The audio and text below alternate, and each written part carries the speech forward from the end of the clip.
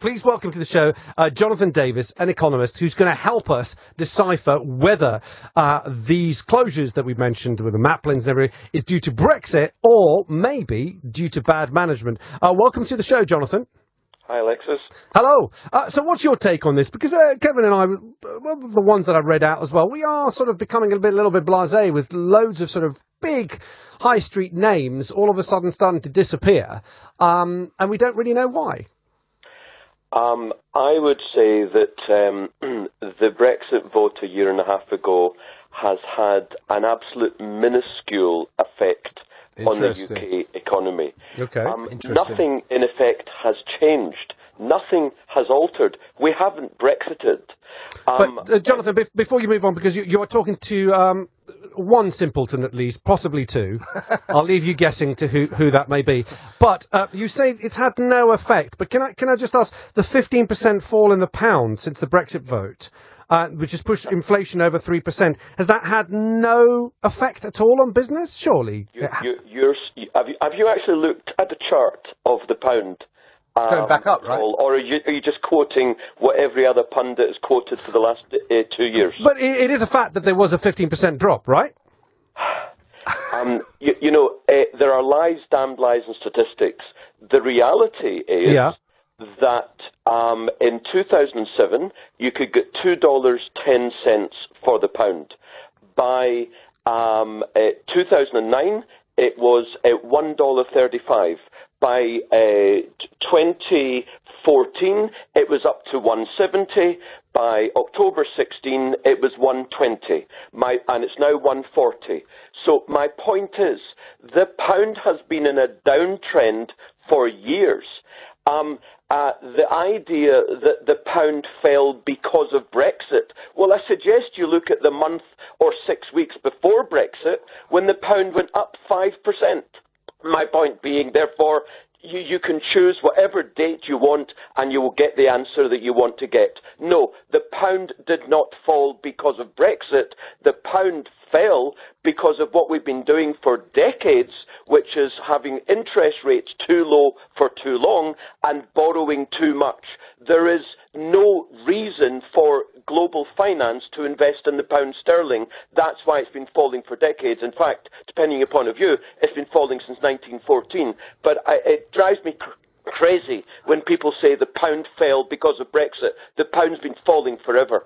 Jonathan, are you then saying that these businesses are going out of business because of bad management, nothing to do with extraneous factors? Well, if you look at Maplins, for example, a finance house bought it for about £250 billion in 2014.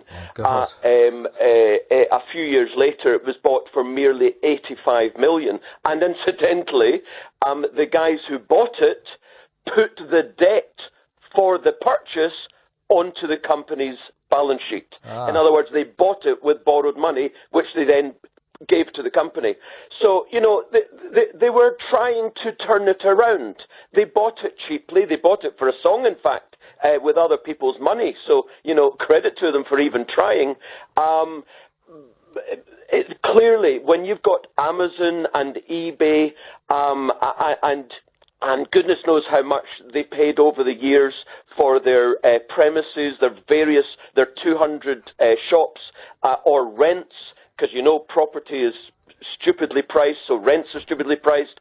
So, put it all together, it's a very difficult business to be in retailing. Against Amazon. It's almost impossible. So only the most skillful operators can survive in this environment? Well, skillful, and also how much debt have you got? Carillion went under a few months ago because it had nearly £2 billion of debt, even though it was a phenomenal company with phenomenal contracts.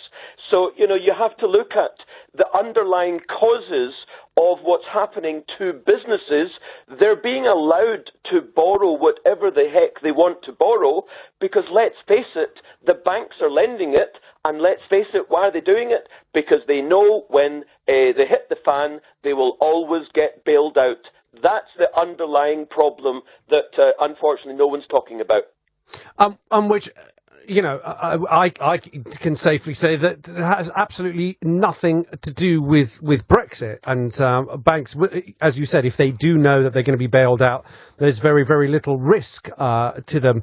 But why are we seeing it? I can understand Maplin's and what you said earlier about Amazon, Maplin's and Toys R Us. I can understand the reason why they would have problems with companies like Amazon and people being able to get exactly what they want online. But we are seeing a lot of food chains being hit with problems. Is there anything particular about the sort of the catering industry, the restaurant industry, that can be particularly volatile in this time, or does it draw back to what you said? The prime example is good old Jamie, who went bust just last month. I tweeted about 10 times when people commented about this. How I used the word. How on earth was he allowed?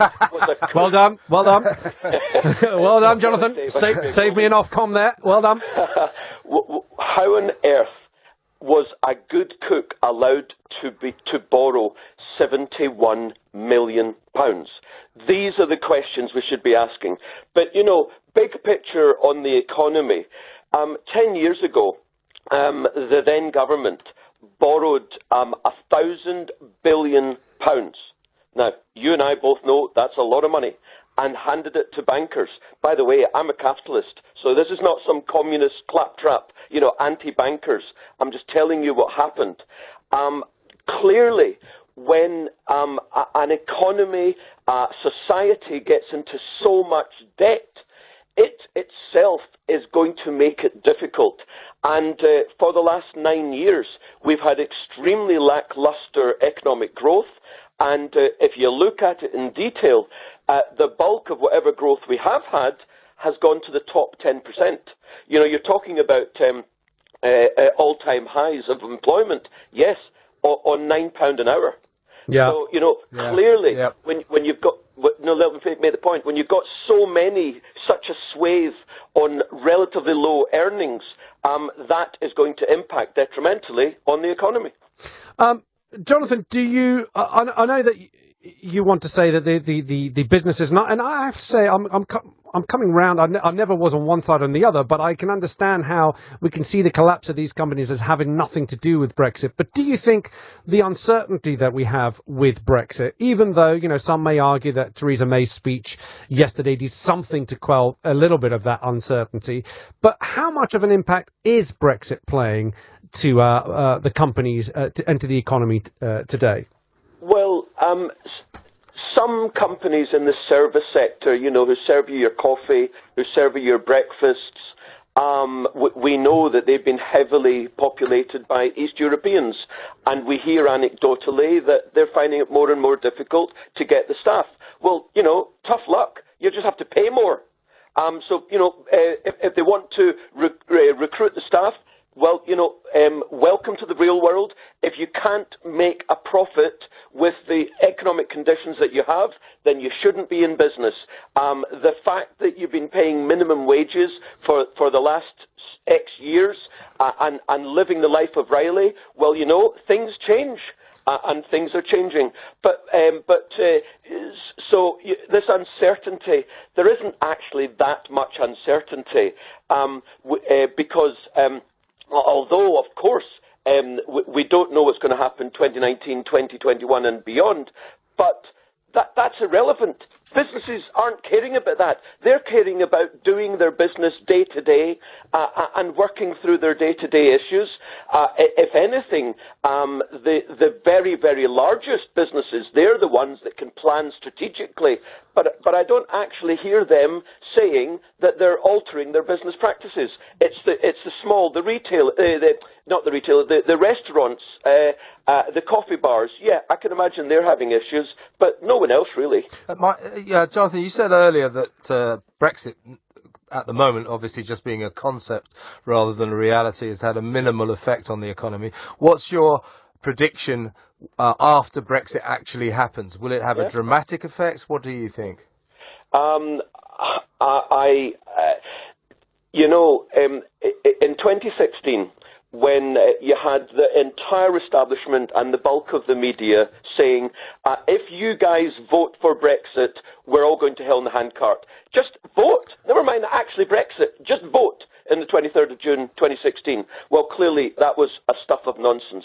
And I said at the time that, there are arguments to say, strong arguments to say that if we Brexit, there's going to be great problems. There are also arguments to say, perhaps not for this event, that if we Brexit, there are great opportunities. Even I, as an economist, I tried to be as objective as possible, and I said, do you know what? We just don't know. My personal opinion is that there will be small disruption for a couple of years, but in the longer term we'll be better off. What I would say overall is yes, some companies will be detrimentally affected, other companies will be positively affected. I certainly see no dramatic change to the economy because of Brexit. Not Armageddon then. No, and also no 10% GDP increase. In other words, no material change. Excellent. I have to say, look, not that I'm an economist, but what I've read, you're in the minority, Jonathan. I mean, even the government's own... I was in the minority in June 2016. Sure, you continue to be so. Well, no, hang on a minute. You've made some claims there that I'll have to sort of take issue with. I think the majority of the mainstream media were not predicting Armageddon. In fact, the majority of the mainstream media were pro-Brexit. So the only people predicting that Armageddon were people, well, the government at the time, David Cameron, George Osborne, and maybe the Governor of the Bank of England, who took specific measures the day after the Brexit vote to prevent some of the Armageddon happening. So setting that aside... That's nonsense. Well, okay, well, that's a difference of opinion. But what I'm interested in, though, Jonathan, is you're saying that, there'll be some tough times to come, as with any transition period, but you think in the long run we'll be better off. Why? I mean, logically, if 85% of the world economy is outside of the EU, and we don't have to do with what Brussels tells us, well, of course, we'll have greater opportunity to deal with the 85%. That's just assumption, though, Jonathan. And also, are you not sort of forgetting the fact that proximity plays a major issue in any trade?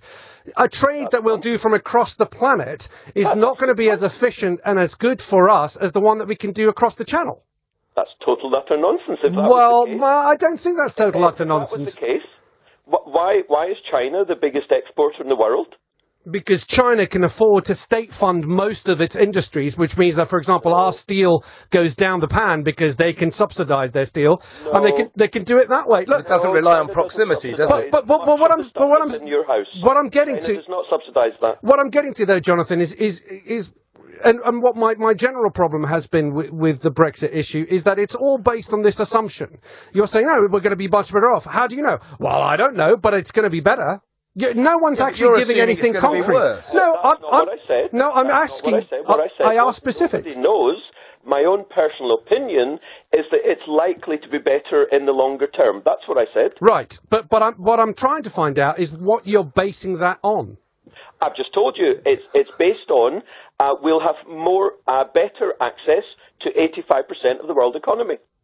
Okay. All right. Well, look, I'll leave it there. Kevin, what an excellent guest. Yeah, Kevin's very, very happy.